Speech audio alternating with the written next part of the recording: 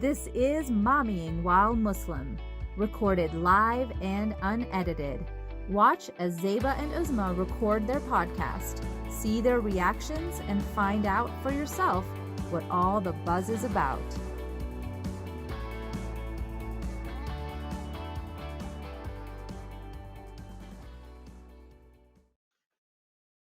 Assalamu alaikum. Assalamu alaikum. How are you? Assalamu alaikum, everybody. This is Zeba Hassan with Mommyingwhilemuslim, and you can see right here that Uzma is gone. She's actually had a work emergency, so she'll be at work today. But I was so grateful and thankful that our lifestyle guru, so that's Sadie, was able to fill in for her last minute. So thank you so much, Solat, for joining us today, my dearest. How are you doing?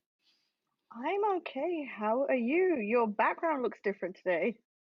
My background is different. I'm recording from the beach. I'm not to rub it in, but we kind of got this last minute rental, like I had mentioned earlier in the week. And we have never thought we would be the type of family that enjoys doing nothing. Because you know us, we're constantly on the go, go, go, go, go, go. But to be honest with you, it's been an amazing, recharging, refreshing break for all of us, including, just sitting on the porch, chit chatting, really getting to know the kids on a deeper level, especially because we don't have, especially for my older two, that much time left before they have to move on with their own life. So I've been really absorbing and putting to heart all that extra time that I'm spending with the kids, especially because, as soon as we get home, we're hitting the ground running with school. But I know that you've had a couple of challenging weeks, and, I just want to give you a virtual hug because with COVID, we can't really hug each other. So, how is it going for you, and how are you feeling? I definitely think it's been a challenging, as you said, it's been a challenging couple of months. One of the things that with COVID, I think everyone struggles with is that, uh, that feeling of, you know, what else is out there to do right now? And we can't do so much. What can we look forward to? So, a couple of things. Firstly, we are, whoever knows us knows we are not pet people. Okay. But we finally gave in and decided to adopt a cat, a kitten actually. Her name's Chum Chum. Oh, I And, love it. actually, she's not even a she, it's a he actually, because we didn't get the original Ooh. one. So, but we had already got everything set up by then, so we decided to keep the name Chum Chum because it's unisex. Okay. And so my daughter's done extensive research on adopting a cat. And so if anyone needs any information on that, I can truly share all the research we did. So, that was like one of the things that, trying to do as a family, to, bring up, our spirits. Apart from like some, minor health issues and stuff. The other thing that I've been really struggling with, and I think I've mentioned it to you before, is the COVID shaming. Um, So, COVID shaming. I kind of have an idea what you mean because I've had a couple of incidences that myself, considering we actually ended up with COVID, unfortunately. But what do you mean by COVID? And I think you're going to take over Uzma's soapbox moment. And girl, I'm giving you the mic and let's talk about COVID thank you. shaming. Thank you. It's people basically trying to shame you about something to do with COVID. In my case, I've mentioned it to you, I've mentioned to a bunch of people, due to the fact that I can't travel to England anytime soon, I won't be visiting my family. There's really no, vacation plans. We can't do anything without worrying about the risk of catching COVID or, worse, giving it to my mom or my sisters who are, immune compromised. So we decided to do a safe journey, and try to go cross country. Um, but obviously it's scary to go to a completely, new place, really. Um, across you know across the country is, at the minimum it's going to take us like, 4 days, right? If we minimize the stops. So I had reached out to a forum and just I said, hey, has anyone done this before? Does anyone have any advice? So you had a bunch of people who were kind, and were able to give me advice. And then you also had the people who were COVID shaming by trying to say, I'm not going to go into what they said, but it's more to do with, have you checked CDC facts? This isn't safe. It was a lot of mean things said. It had nothing to do with what I was asking. I'm just saying, people, you don't know me. You have no idea how strict I've been with the CDC guidelines. My background's in biotechnology. I understand. I understand how viruses work and all that good stuff. So all I wanted to know was some advice from people who had already done that.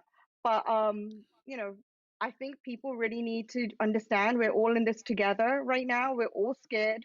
No one knows what the right thing is to do. And as people, as Muslims, as just human beings, we should basically be there for each other, because no one knows what another person is going through and what their mental state is like. And especially with COVID, we've got to balance things out with physical care and mental well-being, because look at people, look at the news. Divorce rates are rising. That violence within families has risen. Even something that's less extreme as depression. We have to balance it out. So that was my soapbox, and I'm done venting now. So back to Well, you, I Zeba. hope so I hope you feel better, because I totally understand it. We're living with a virus that not many people know about. And I was, like, how strict we were, and we still got COVID. People, like, our entire family got COVID. We stayed, we ended up, we're actually going to go and get rapid testing even after we come home from this particular trip, even though we literally physically have not left the house or the premises, just so that we can have like a negative test written for that exact reason. As things start coming up, we want to say, okay, we've all had it, we all tested negative, and we're ready to move on. And I agree with you. It's just something that you never know what's going on in somebody else's household, how careful they're being. And my philosophy is always, what somebody else thinks about you is none of my business. So I'm okay with doing what I need to do. And I'm really sorry that you actually went through that, because it stinks to be cyberbullied. And that's pretty much what happened with you, is that you got cyberbullied. And we're all adults here, and everybody knows how to make their own decisions in their own mind. So let's be mindful of that. And thank you so much for that soapbox moment. You handled it beautifully. But speaking of COVID, we all had, at least for me, as you know, I reached my surge capacity, and that happened about 2 to 3 months into quarantine. And I was going through this really low down, this concept of like, is this it? What's going on? And in the mail, I opened up and I see this beautiful book. And I was just like, what is this? Who sent this to me?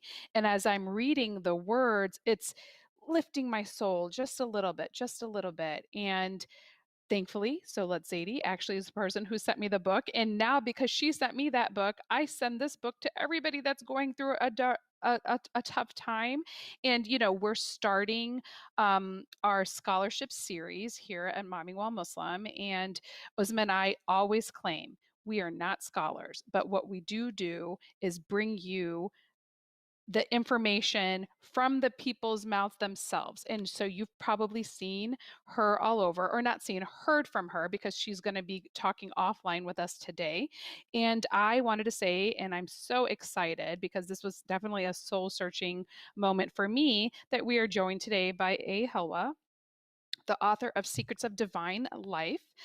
She believes that I'm not going to say she, Helwa believes that every single person on earth is deeply inspired and loved by the divine. And it's something that I fundamentally believe in. So she is the writer who has inspired hundreds and thousands of readers through her passionate, poetic, and love based approach to spirituality. And right now, when we're at this pivotal moment in our lives where, this is an unseen chartered territory that we're all going right now, having some of these snippets and words of wisdom and that connection to God is what I personally needed to kind of get through this moment. So thank you so much, Helwa, for joining us today. I can't even tell you how excited we are at Mommyingwhilemuslim. Assalamu alaikum. It's a pleasure to be on, Um, and I've just been really looking forward to talking with both of you, just from email to being on live. I know, So, isn't that the best thing where you're like, "Oh my God, you're a real person." And despite the fact that you're a real person, we talked even before we started recording how you don't want I'm just going to let you explain to us. Why do you not like doing interviews where you're actually like right now, we're on video where you are not refusing, but you're not necessarily partaking in the video portion. And that's the first thing, since we're talking about secrets of divine love, that's kind of the first thing that I wanted to bring up today. yeah, that's a great question. Well, two things come up. One of it is just guidance. When I prayed, I just felt like I was supposed to stay anonymous and let the message speak for itself. And the other thing is, I noticed, which I'm very guilty of this myself, is I've gone to different states to meet authors that I like. So I get the appeal of that. But at the same time, I didn't want people to attach my personality to the book as much as just realizing that these are teachings from Islam and from the theology of Islam, and it goes all the way back 1400 some years. And it's not my ideas. It's not something that I conceptualize in this different way. It's not a Islamic renewal or revolution of something new. It's just a return to what always was. And so when I sat with that, I just felt like in this instance, I felt guided for everyone to just, if they go from the book, hopefully they don't come to my personality, but then just go to the Quran. And so I wanted this book as a whole to just be like a finger pointing to the Quran. And so to this day, the best compliment I've ever received is, "Wow, your book made me want to read the Quran." Yes, Hmm. so yeah, the anonymousness or anonymity, that's a word, um, just allowed that in a greater way. And I think also with social media world, everybody has a personality, and part of growing is for people to like that personality. And I don't know, I just for my own sake, I just wanted to always remember that this book is not from something that I did, but from teachings that I was given. so, Helva, as far as the audience for this, who would you say the audience is for this book? Yeah, that's a great question. So when I started writing it, I had this in mind. I want the person who is looking to be seen, looking for love, and looking for the evidence that they matter. So it's not the perfect Muslim at Joma every Friday, although it can be. Hmm. It's written for that person. And so sometimes the people who have every I dotted and T crossed, they don't like that the message is loving and accepting. Their criticism is, where is the fire and the fear and um, the verses of the Quran that says, you reach for Allah in fear and in hope, and all you're bringing is hope. And my response has always been, because the overwhelming message is fear. The rest of my days, if I just wrote about hope, it still wouldn't push it over the hill to equalize it. So I would say it's for the hopeless, but the message isn't like excluding of someone who has their faith together, of course. Actually, one of the editors of the book was a girl who was in Bible study at a Christian university here. That was her major. And I gave her the book and I wanted to know if she found it offensive in any way. And so I wish I could share her notes with you because on the side bar of the book, she would write Bible verses and quotes from different Hmm. saints and, C.S. Lewis, St. Augustine, different people all along the side border. like, wow, this sounds so familiar to this. And well, I think what amazes her is that she thought because Christianity came first, that it inspired Islam. And of course, there's a big influence of the gospel and Jesus. But a lot of the personalities had come before the saints that she was quoting. And so that became interesting. And her response to the book was, man, it really made me appreciate the Bible more because Hmm. that's the book of Revelation she follows. And for me, that was like, I was so excited about that. Um, and I know some people are so heavily focused on conversion or convincing, Mm-mm. and I'm just like more into connection and Yes. trusting that Allah decides what path that each person is meant to walk. No, I 100% agree with that. And, and at Mommyingwhile Muslim, some of our accidental audience happens to be a majority, actually, happen to be non Muslim people, which at first we were kind of like, what the heck? Where is this coming from? But the reality is, a lot of people are looking for that commonality and that connectivity across all faith base. And I fundamentally believe that God is the root for all of them, and how you get there is how you get there. And for me specifically, it's obviously Islam, and probably more closer to like a Sufi interpretation of Islam, if I'm actually honest with myself. So I do appreciate that analogy. And actually, it's so weird because my that was my question to you. Like, what are the lessons that are learned in secrets that we can carry over to interfaith activities? Because I do agree with you that a lot of our commonalities across religions, even a lot of these Eastern religions that I've been currently studying, have a lot of similarities. And we, in my opinion, should always focus on the things that we have in common, because that builds bridges. And then you can kind of start talking about the things that you don't necessarily agree about, because then you're more open and receptive, because you're coming from a place of love and understanding versus a place Mm. of trying to prove something to somebody else. So what are the things, that was a perfect example, but I'm pretty sure you have audience members and fans that are not Muslim. Yeah, so actually, quite a few amount of people who have a spouse that's Muslim, but maybe they're Christian or Jewish. And so they're like, my significant other gave me this book, and I really like, I feel like I understand their religion more. And some of those resulted in people becoming Muslim, and others just resulted in them deepening their own spiritual path. And I think as people, when we approach these spaces as not like a secret agenda to get everyone to believe what Hmm. we believe, but instead come with the intention of listening to their experience, learning from their experience, and realizing that beyond belief, the humanness that we have, that connection, can transcend these ideas that we have. Because at the core of what Jesus brought was service and love. At the core of what Hmm. the prophet peace be upon him brought was mercy, love, and service.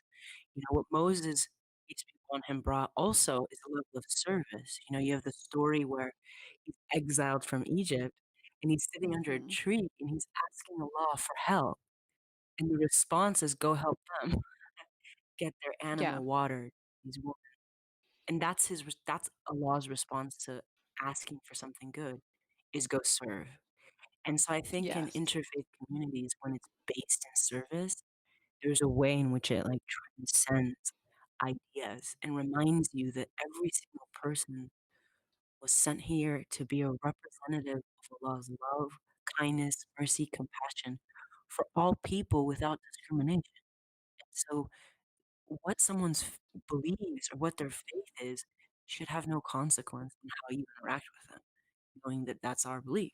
So I think that when it comes to interfaith spaces, it's really important to confront any ideas you have coming in the space. Because if you come trying to debate or convince, then you lose that spirit of connection because you have a agenda in mind. So I think that's always what I try to remember when I go to church, or I still listen to a Sunday service almost once a week, um, because I like to know what other people follow, what inspires them, and learn from that experience. Wow. So, you know, actually, it's not directly like related to the question that Zeba just asked, but as moms, or just in women in general, what, in your opinion, can impede our relationship with Allah Subhanahu wa Taala? Hmm. I think that the first thing that comes up and something I've noticed is that the desire to control things and make sure everything is in order seems to be something that impedes because I think mothers love, they want their children to be well off, successful, protected, secure, and all these things that are so normal. And sometimes it's hard, it's a struggle to let go and trust that God has a plan for them. So I think that balance between striving and being the beautiful women and mothers that you are is also realizing that Allah is the planner, that your children, your spouse, in the Quran, it talks about them being a test, not that they're bad, but that it's an opportunity for you to choose whether you turn to yourself and self management or turn to Allah. Because remember, Moses' mother had to put him in the river and Mm-hmm. let him go. And that whole series of verses is so deep because she was gonna mess it up because she loved him so much. And Allah says if it was not for us, He came down and like put some water on that fire of passion, it would have messed up the plan, right? And once she Right. gave in, Allah brought him back to her and she became the wet nurse. So that's what I Yeah. would say.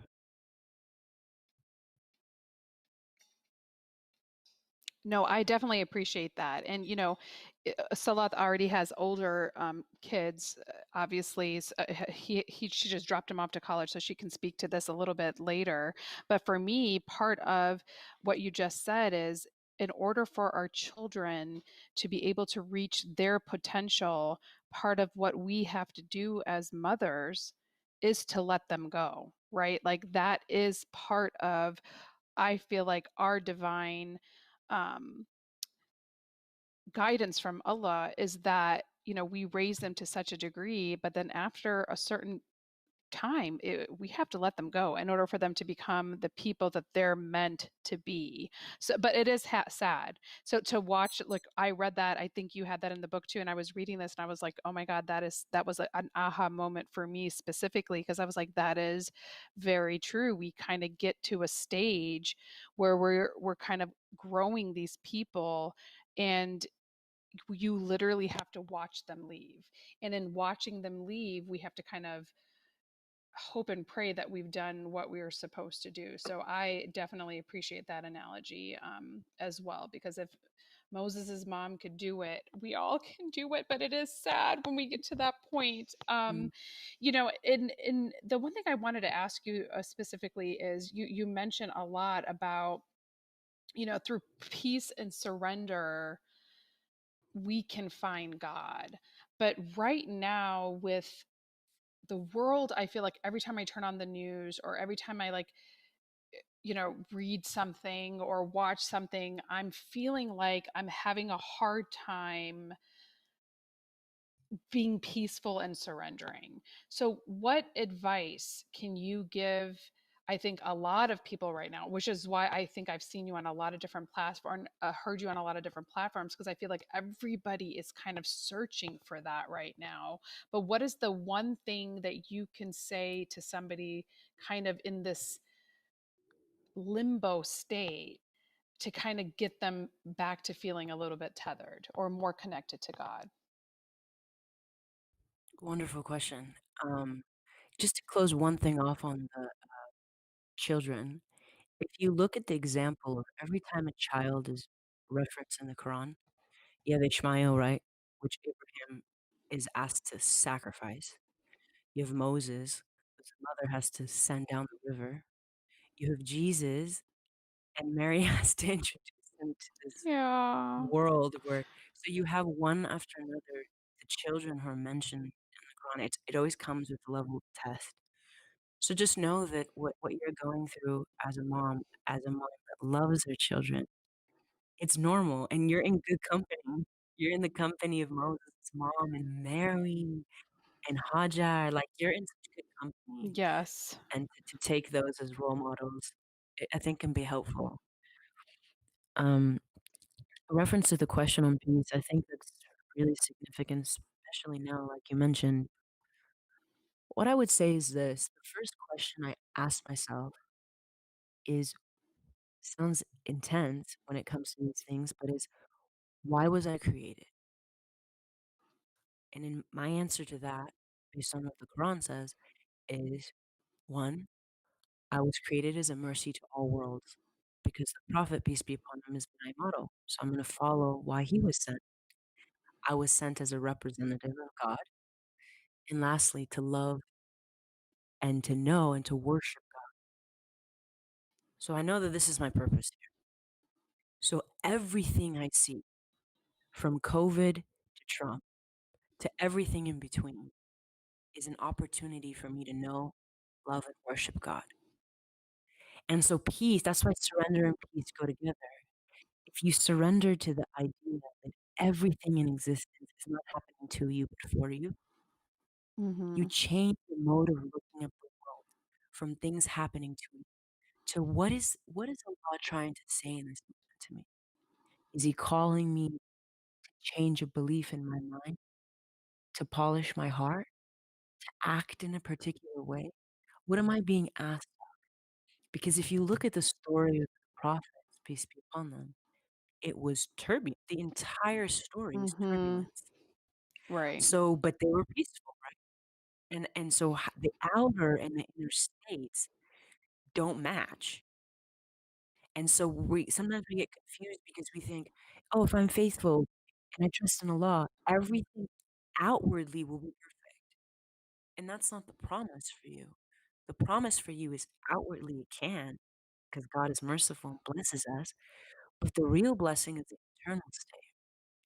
You know, there's a story of a man who lived throughout the Holocaust, and he wrote a whole book, right, talking about hope in that state and how gratitude led to this hope to overcome the situation, right? So when we, in the Quran, the opposite of disbelief is gratitude, which is Mm-hmm. profound. That connection is made between kufr and shukr, right? It's like gratitude. When I look at COVID and I'm like, this is so horrible, right? This is so difficult. And here we have people shaming people. Here we have elderly dying, people who are, have immunity issues at all ages. So we can look at the details of the outer world and to sit back and view our inner state. Because there's a story actually of a man, and he was a professor at a university, and he had a fleet of ships. And a big storm came, and he was teaching on Islam, and so somebody came into the university hall and told him, unfortunately, all of your fleet of ships have sunk. And he said, Alhamdulillah, all praise to God. Then they left. 2 hours later, they came back and said, oh, it was our mistake. Actually, your ship didn't sink. And he paused and he said, Alhamdulillah. And they're like, we're confused here, like your response Yeah. to this. And he said, when you told me that my ship had sunk, I took a second, checked my heart, and noticed nothing moved. I was content. So I said, Alhamdulillah. When you told me my ship hadn't sunk, I checked my heart again to check if it moved in joy. And when I realized that I was content, the same neutral in my state of being, I said, thanks be to God, because my gratefulness was based in outer contingencies that can change.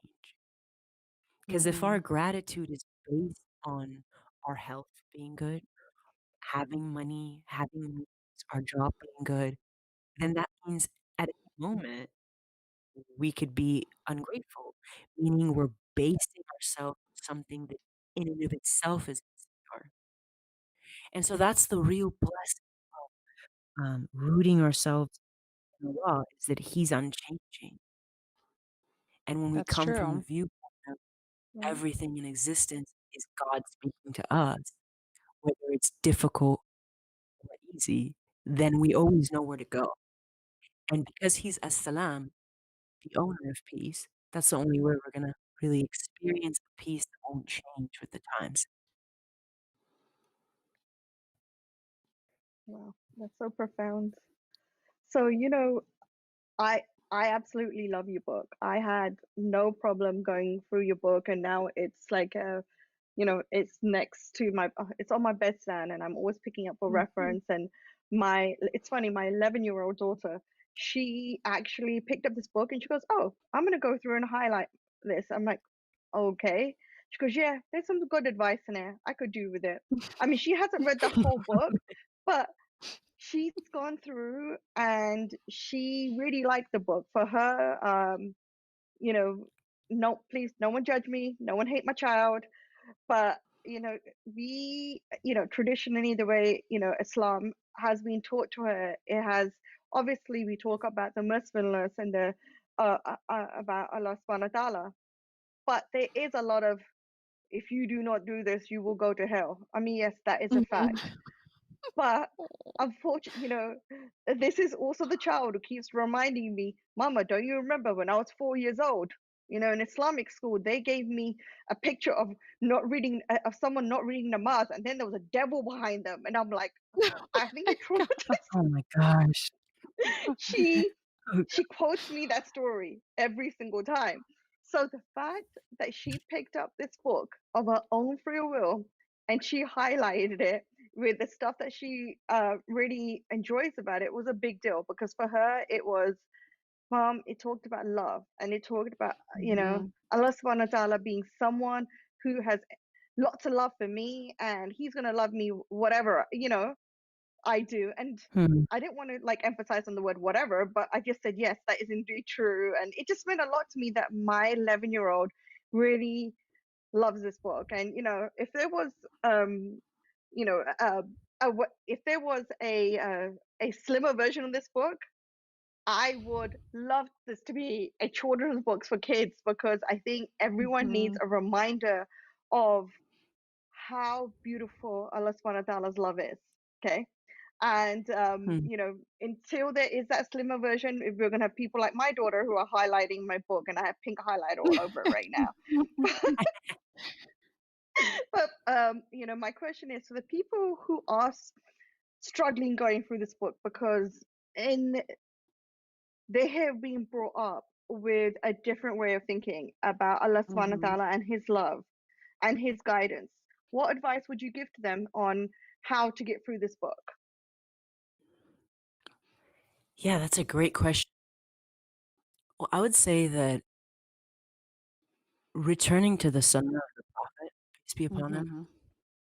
the story of his life, because sometimes when you see rulings and different sharia and you read it and then you compare it with the way that the Prophet, peace be upon him, lived, sometimes you're just like, how did this come from that?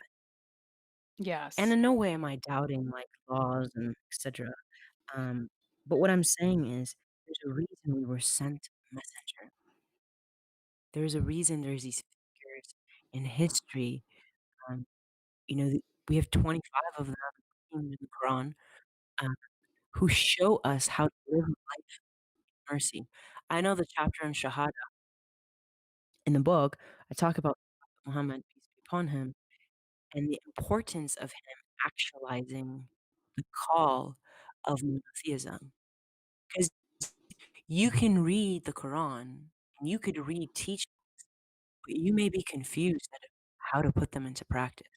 When you have a prophet, peace be upon him, who someone throws trash on him and checks on them when they're sick, when you have someone who throws rocks at you and he prays for your offspring, when you have somebody who enters a town that abused him for a decade and there's no bloodshed, like, and then you wanna preach Islam in a way that makes people feel like there's a devil behind you and you're bound to hell, there's a problem with Mhm. that because there's a disconnect. And so I always think that there's a big case in the book itself, the Quran, the story of the prophet. I really like Karen Armstrong's The Prophet of Our Time, Mhm. Mhm. and I That's a think it's good book. great because yeah, she's written by a theologian who's agnostic, so there's like a Yes. very it's very objective. So I really like that, and it's like when you read his story, the Quran makes more sense because it's in context to history. The messenger and the message are not separate. And so I think for people reading it who've had a different experience of Islam, I think we have to remember fear is always used this idea of keeping people in line. But you Yes. can't coerce like I'm sure, both are married and you love your children, you love your husband. But if I brought someone random and I was like, put a gun to your head and force you to love this person, you could lie. You can't just make up love. You can't use fear to bring out love. So we need to turn away from this coercion of fear and let people have a taste of God's love. And that's why when I came for some read the book, it's like I had this turnover from living a life of travel and, you know, went to college and praying and didn't care too much about religion and I had a turnover in faith because somebody said, "Guess what? How are you doing? How's your heart? How's your soul?" They didn't say, "Did you pray? Have you done this? Did Mhm. you fast?" They said, "How are you?" And I was like, "I'm good." And I'll never forget, she asked again. She said, "No, I wanna know how you are." Yes. And then I just started crying, Mm. and a crack happened in my heart because I wasn't good, but no one inquired enough on pleasantries. And it was in that shadow that she said, "Come, you're not obligated to do it, but if you'd like to pray with us, you're welcome to. And if you're not, you don't have to." And there was like introduction to Islam from a place of I care about you, and I think this could help your heart, but it's here for you, almost like a buffet. Like, feel free to take what you like, and then what ends up happening is you take, and you're like, "Wow, that's pretty good. I'll have some of that too, and Yes. this and that," and then you're stacking your plate up, and suddenly you're like a full-blown following the faith person, but from a place of love. I 100% agree with that. And I've actually told people, my views on prayer is a little, not in the mainstream, but I do pray 5 times a day, but not because I feel like if I don't, God is going to be mad at me. I feel like God understands that I need prayer in order to find peace and a reconnection with myself throughout the day. So even with my own kids, I'm not like, you have to pray or this and that. I just go do it. And I would say 8 out of 10 times they'll come and join me. And it's more of an exercise in getting reconnected, taking a break throughout your day. And not because I feel like, if I don't pray, I'm going to hell. And I know that's not necessarily the common view. So I don't want to say that my viewpoints, are expressed. They're my viewpoints, but I definitely feel more of that spiritual connection with God. And I do all the far things, but I agree with you. I come from a place of love and connection versus if I don't do this something bad is going to happen to me. But there are a set of people, and I'm sure you've probably heard this as well, where they're like, you're kind of changing the context, you're changing these types of things. 'Cause trust me, I hear that as well. But I definitely feel like your point with, watch the person, the messenger, and what are his action. That's why we have the sunnah, right? Like that's part of um our teachings in Islam is the Quran, which it wasn't written in what is the word? Chronological method. It was kind of revealed at different points of time through the prophet, obviously. So you're not even supposed to read it from start to finish. Really, that's not what it's supposed to be like. But the reality of the situation, these were it was context and a time and a place, and you kind of have to see how the prophet took it, applied it to what he was doing at that time and place, and then kind of evolve it to what's currently going on. That's I know that's a little bit like crazy, and not a lot of people think that way, but I feel like if we did that, you know, we wouldn't be kind of stuck in that 6th century time frame. And part of being stuck in that 6th century time frame is, the introduction of female scholars, which is what we're starting this series here at Mommyingwhilemuslim. And I wanted you to be one of our first female scholars, but do you actually identify as a scholar yourself? So I would say that I forever be a student, and the idea of a scholar is actually somebody who I think, studies something consistently from beginning to end. And for me, I'm studying every faith all at once, and Hmm. I consider myself less scholar and more storytelling. Not that Hmm. it's not researched or using evidence, but as I read Islamic books, probably around maybe 100, 200 of them in research for this book, it was scholarship, but it was so dry, and it was every sentence had its footnote, and it's Yeah, very dry, like, pointed. I couldn't get through it, Yeah, you know? a very pointed expression of it. Yeah, I get that. And that's good, it's really good for people who wanna be into scholarship, and I have 2 friends, 2 of my best friends, they're PhD professors, they're very scholarly, but for them, it's like, "Wow, yeah, this book I wrote, I want 1,000 people to read it, not be like a success." And I'm always telling them, "Can you write for the masses?"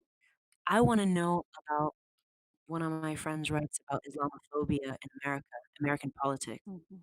I'm like, "I wanna know about that, but your book is so hard to Mhm. understand. There's so many charts that I don't understand," and that's always my call, right? So for me, I feel like you need to like, when the prophets, peace be upon them, talk, you see what Jesus do in the Bible, it's parables.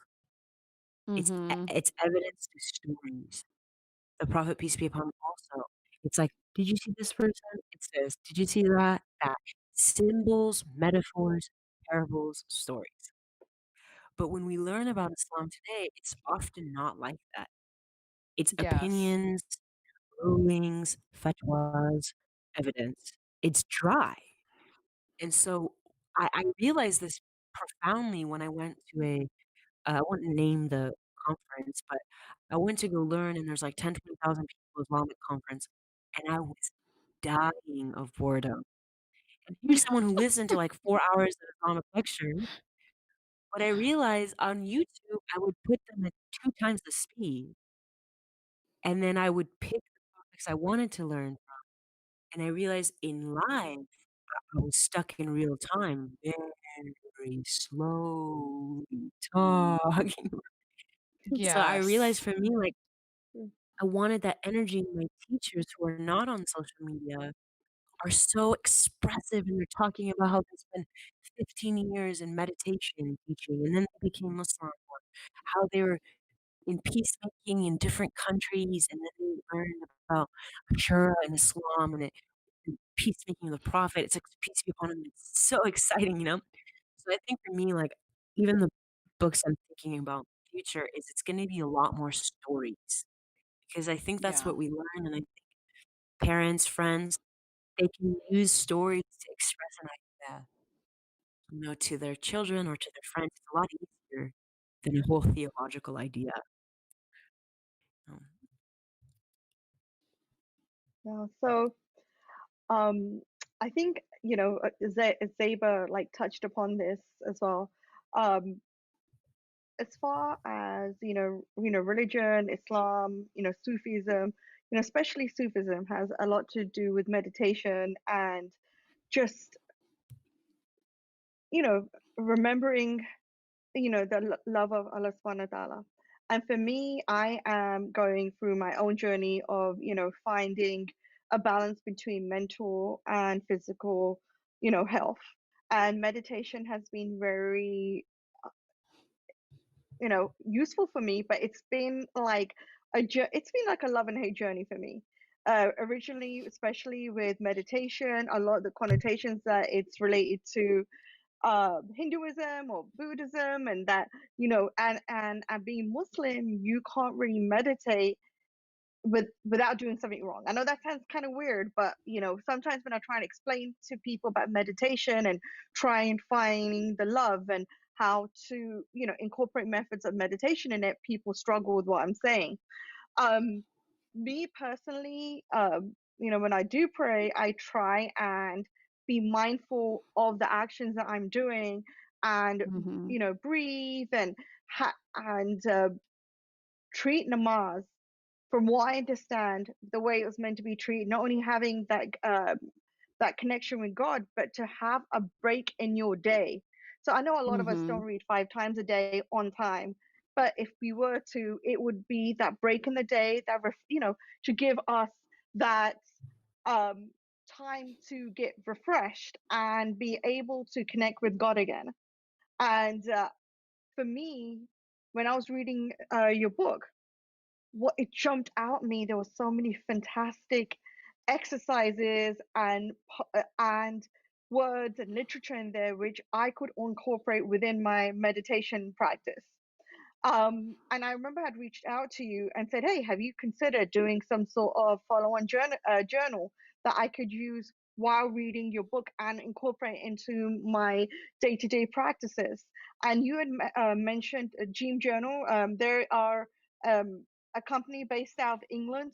Would you be able to talk more about them and how we could use the Gene Journal in conjunction with your book, and to help expand our knowledge of your book and also to help with our day-to-day well-being? Yes, wonderful question. Um, so yeah, the Dream Journal is sort of a gratitude journal mixed with reflections from scholars in Islam, verses of the Quran, Hadith. And I found it when I found it, it's made beautifully. They have put attention to detail in it. It feels nice in your hand. It's so like well done, and it's constantly calling you to reflect on what you're grateful for, things that happen in the day, ways you can turn back to Allah. And I just find that as like a perfect companion to this book because you have an opportunity to put into practice sort of written out for you things that are coming up for you while reading this book. And, people have asked me, why don't you write a gratitude journal or a dua Mm-hmm. journal or these things? And I'm always like, if somebody else did it and it's great, I'm good with that. Because I'm not here trying Yes. to just get people to buy my book. If it's good, that's all I want. If it hits a check mark, I'm happy. So I'm just trying to like that's one of my intentions is to look at things where I'm like, "Oh, we don't have scholarship here," or "Who do I know?" And that's another thing, going back to the scholarship question is, I don't consider myself a scholar, but I'm surrounded by them. Mm-hmm. Professors, Islamic professors and stuff that I email and call on the phone, imams that I've established these relationships with to say, "Hey, can I help you out with your social media and questions for me?" Because I always wanted and I have scholars and moms look at what I write, and I think that's important that so with the Dream Journal too, it's like, "You did amazing. I'm gonna tell people about you." And actually, I've been wanting to share pages that I've filled out of my filling out just to show people how they may approach it, and obviously, it's free for anyone to do the way they want. Um, on just on that point, actually, something that may come out, I'm not sure yet, is like a mini course off the book. Mm-hmm.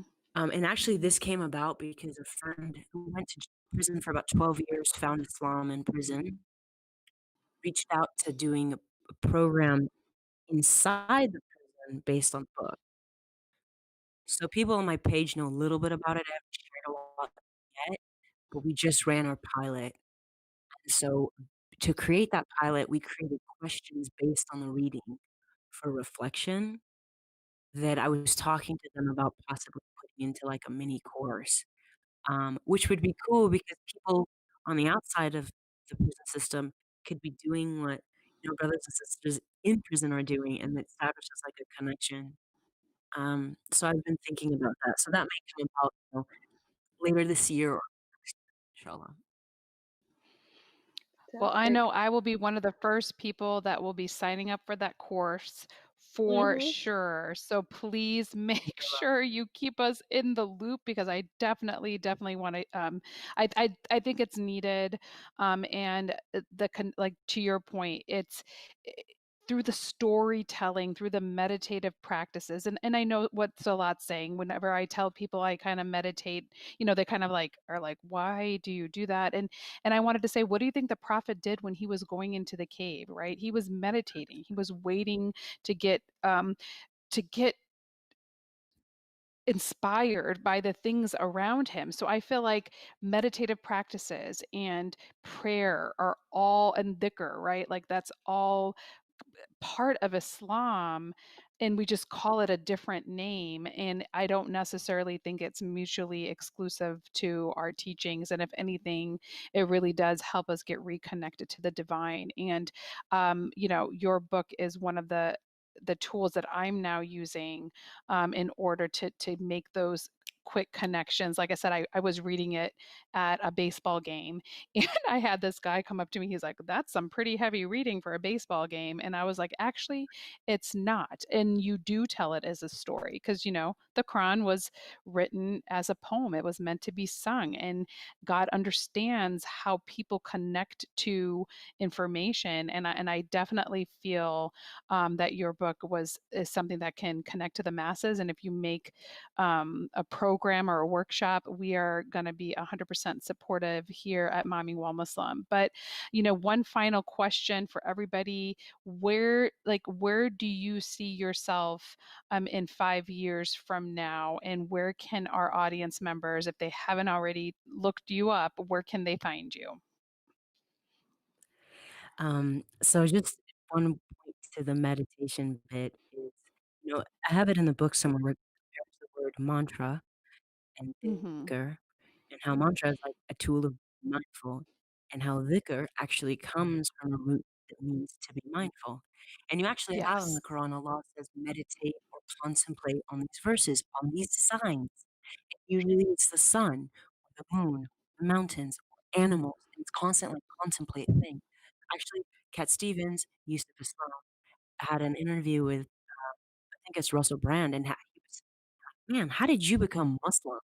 And he was really pounding him about it. He's like, "You seem like you're really cool," and Russell Brand's like, "Oh," I think it's Russell Brand. He's like, "Oh, I like this religion, I like that religion, like this one, and I get if you like all of them, but I don't get this commitment to one of them," you know? And he was like, "I've never had another experience where I'm constantly asked to think, and to contemplate, and to Hmm. meditate." And sort of the state of the Muslim community is that there's not a lot of that happening, which is part of the problem, which is like we don't represent it that well. But if you return to the source, we'll just see it right there. Meditate, contemplate. Easier for the people who contemplate. Easier for the people whose hearts are awareness.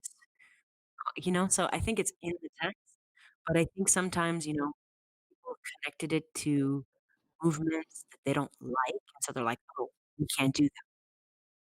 And so I think that's part of the beauty of being armed with knowledge is that you're like, "Oh, actually, here's evidence." Um, Yes. and so in regards to the question of where I am in 5 years, I probably will be traveling, hopefully, if COVID is not Hopefully. still out.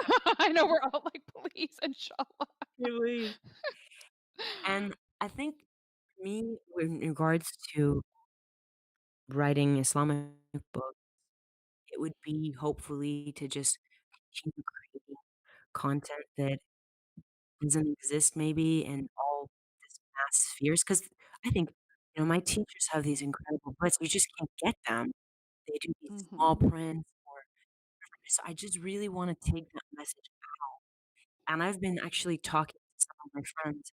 Um, Saletta, I was telling you about my friend Lydia, but, she is somebody, for example, who is deeply understands psychology and then deeply has studied spirituality. So these people who, they don't wanna be mass on social media, but they have this content that is gold. I'm trying to find ways to get them to bring their content out to my platform, because it's not really mine, I just think I don't know another word for it, but allowing these women, wow, amazing, but maybe they're 75 and 75 young, but, it's just, like, not time to be on social media, right? There's these beautiful sayings, these beautiful teachings, and so that's why another reason it's not low key while we're live on the internet is I wanted to be anonymous because I don't know if maybe one day I just want that to be a collective woman writing. It's not just me, and it's open to be shared by a big group of creators who don't wanna necessarily individually build platforms. So inshallah, that's my intent. I love that. I absolutely love that. And I Me know here at too. Mommyingwhilemuslim, we're definitely about, elevating specifically female and female voices. And, what you said earlier, if there's already somebody else doing it better than you, support that person and make them, part of your, mission and your way of promoting. So I definitely appreciate everything that you're doing. And, we are now going to be recording on Fridays, which is why we're a little bit, because I'm taking Mondays off to be with my children and homeschooling, and that's going to be our fun Mondays, or what we're going to do. So we are going to be continuing this female scholarship program. We're going to be doing that for the next couple of weeks. Salat, thank you so much for joining and filling in for Uzma, who, poor woman, had to go into work at the crack of dawn today, fighting the front lines of COVID with her elderly patients. Yeah. So I have to say thank you, Uzma, for doing that. And Inshallah. Helwa, thank you so much for joining us today. And we very much look forward to seeing where you go with this. Yep. Thank you so much to an honor. Billah. And until next time, everybody, thank you for joining us here today at Momming Well Muslim.